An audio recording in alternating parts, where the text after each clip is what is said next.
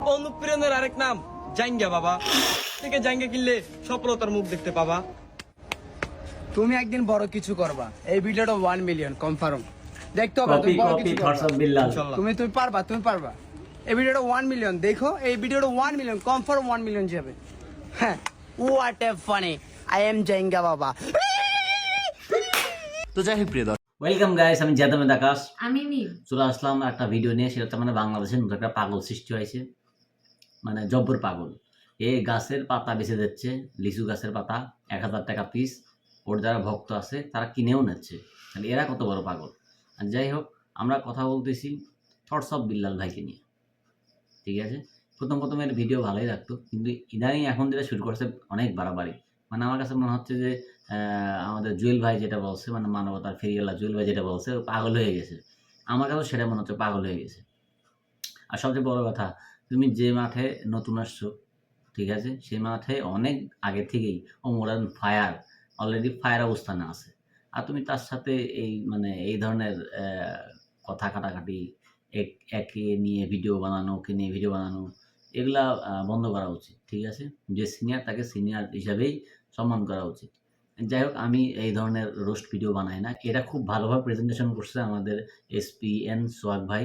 তো এসপিএন সোহাগ ভাইয়ের ভিডিওটাই আমি নিলাম। তো সোহাগ ভাইয়ের যদি কোনো প্রবলেম থাকে তাহলে আমাকে একটা ইমেল করে দেবেন, আমি ভিডিও রিমুভ করে দেবো। ঠিক আছে, আর হচ্ছে যেহেতু আপনার ভিডিওতে সম্পূর্ণ এক্সপ্লেইন সুন্দরভাবে করা হয়েছে, এই জন্য আপনার ভিডিওটাই আমি নিলাম রিয়াকশনের জন্য।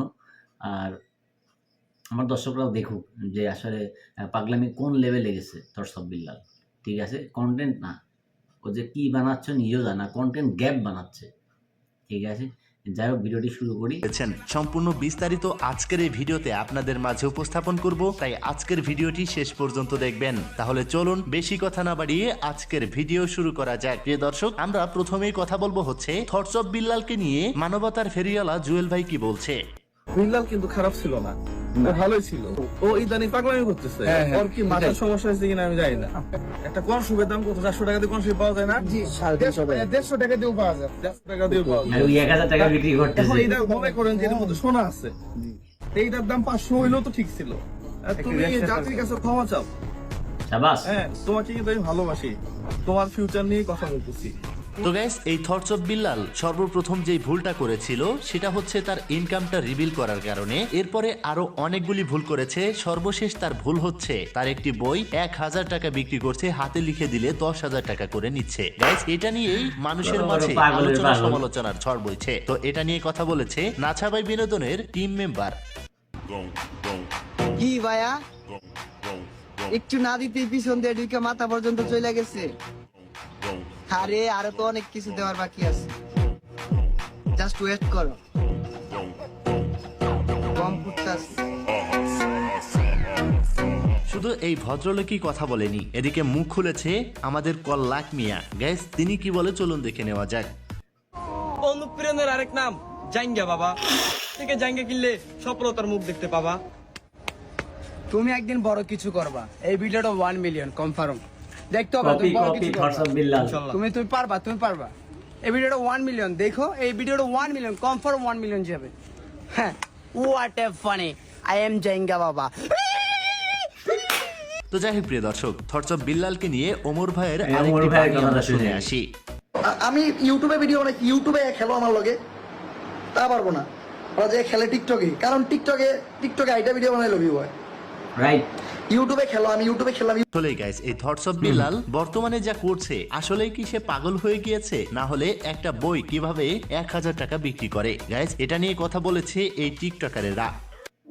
আমি কথা দিয়ে কথা রেখেছি, বারবার খেয়ে দিতে চেয়েও শারীরিক সমস্যার জন্য পারিনি তোমায় খেতে, তাই তো তুমি আমাকে ছেড়ে চলে গেলে। শাবাশ। আচ্ছা, তোমার আইডিতে এতদিন ভিউ কেমন হইতো? এই তো ভাই থটস অফ বিল্লাল 100 মিলিয়ন। এই বইটা তুমি কিনবা আমার থেকে 10,000 টাকা দিয়া, এই ভিডিও 100 মিলিয়ন। আর আজকে থেকে তোমার কোন ভিডিও 50 মিলিয়নের নিচে ভিউ হইব না। ভাই, আপনারা নিয়ে যারা উল্টাপাল্টা কথা কয়, ওগরে নিয়ে কিছু একটা কইয়া দেন। তারা আমাকে নিয়ে উল্টাপাল্টা কথা বলে, তাদেরকে আমি বলতে চাই আমি কন্টেন্ট জগতের কিং। যদিও আমি কিছুদিন পর আসছি, কিন্তু কিং তো সবসময় কিংই থাকে। আর তাদেরকে আমি আরেকটি জিনিস বলতে চাই, তোমরা আমার এই বোকাচোদা বানানোর বইটা নিয়ে পড়ো, তোমরাও একদিন না একদিন আমার ফ্যান হয়ে যাবে, কোনো বিষয় না। তো যাই হোক প্রিয় দর্শক, ভাইরাল চা বিক্রেতাও কিন্তু থটস অফ বিল্লালকে কপি করে অর্থাৎ রোস্ট ভিডিও তৈরি করেছে। বউ ছাড়া ঘুমাতে রাতে কি পরিমাণ কষ্ট হয় এটা শুধুমাত্র সিঙ্গেল ছেলেরাই বোঝে। আর তাই তো তারা সিঙ্গেল জীবনের হাহাকার বুকে নিয়ে শুধুমাত্র একটা বউ খোঁজে। দিন যত এগোচ্ছে সামনে শীত এসে যাচ্ছে, আর এদিকে সিঙ্গেলদের মনের কষ্টটা যেন আরো বেড়ে চলছে। বলতে পারে না কেউ বাবা মাকে বউয়ের কথা, এ যেন সিঙ্গেলদের মনে এক অসহ্যকর যন্ত্রণা আর বউ ছাড়া থাকার ব্যথা। তো গাইস, এক সময়ে এই জুয়েল ভাইয়ের সাথে ভালো একটা সম্পর্ক ছিল এই থটস অফ বিল্লালের, কিন্তু এখন এই থটস অফ বিল্লালকে সেই জুয়েল ভাই বলছে পাগল হয়ে গিয়েছে। তো বুঝতে পারছেন আসলে থটস অফ বিল্লাল যা করছে অনেকটাই মানুষের ক্ষোভের কারণ হচ্ছে, কারণ তিনি মাঝে মধ্যেই এমন সব কাণ্ড কারখানা করছে, সব জায়গায় তার টাকার দরকার, যার কারণে থটস অফ বিল্লালের হেটার্স বেড়ে যাচ্ছে। তো প্রিয় দর্শক, এই ছিল আজকের ভিডিও। থটস অফ বিল্লাল নিয়ে আপনাদের কি মতামত অবশ্যই কমেন্ট বক্সে। আচ্ছা, আমার মতামত বলি যে থটস অফ বিল্লাল সত্যি সত্যি মেন্টালি সিক হয়ে গেছে, এটা আমার কাছে মনে হয়। অতি দ্রুত তাকে যদি সম্ভব হয় আমার সাথে কেউ যোগাযোগ করবেন, আমি পাবনা পাঠানোর ব্যবস্থা করব। যদি সিট লাগে আমি বলে দিলে হয়ে যাবে, ঠিক আছে। আর যেরকম লিচু গাছের পাতা বিক্রি করতে পারে, ওই তো গায়ের জামাও বিক্রি করে দিচ্ছে, পায়ের স্যান্ডেল, পন্স স্যান্ডেল বিক্রি করে দিচ্ছে, ভিতরের জাইঙাও বিক্রি করে। এরম বিক্রি করতে করতে আর কয়দিন, এটা কয়দিন খাবে মানুষ? হ্যাঁ, আসলে একটা কথাই বলে না, হঠাৎ বড় লোক হলে পরে কিন্তু ওই স্বভাবটা কিন্তু ওই চামারের মতোই থেকে যায়। হ্যাঁ, তো ওর অবস্থা হয়েছে তাই, হঠাৎ সাকসেস পায়ে গেছে তো তো মাথা ঠিক নাই, উল্টাপাল্টা। যাই হোক, আমি আশা করব যে থটস অফ বিল্লাল সব কিছু কাটায় উঠুক, হ্যাঁ, আবার ভালো মানুষের মতো ভালো ভিডিও বানাক, এখন যেগুলা করতে সেটার থেকে বের হয়ে আসুক।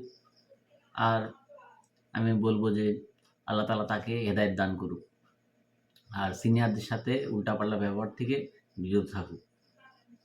যাই হোক, ওকে আর কি পোষাবো, এমনিই পয়সে গেছে, আর পোষানোর আমার কিছু নাই। তবে যেটুকু বললাম, একটা মানুষকে সুযোগ দেওয়া উচিত একবার। তো যারা কন্টেন্ট ক্রিয়েটর যারা আছে বাংলাদেশে, আমি চাইবো যে আপাতত তাকে আর না পচিয়ে আপাতত ওকে একটা ভালো একটা মেসেজ দিন, যাতে ও নিজেকে শুধরায় নিতে পারে আর ভালো কিছু আবার মানুষকে দিতে পারে। যেহেতু একটা ছেলে মানে এত দূর আগাইছে, তার মানে তার ফ্যান ফলোয়ার আছে, আর এত ধরনের ফ্যান ফলোয়ার যে গাছের পাতাও কিনে নিচ্ছে ওর জন্যে, তাহলে কি পরিমাণ ভালোবাসে।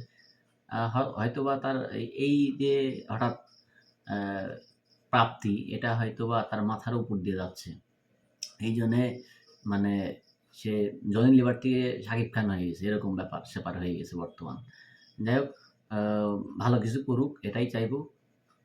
আর নেক্সট ভিডিওতে অবশ্যই 2টা ভিডিও বানালাম আমরা সংস ছাড়া, এরপর অবশ্যই আমরা সংস রিয়াকশন ভিডিও আবার শুরু করব।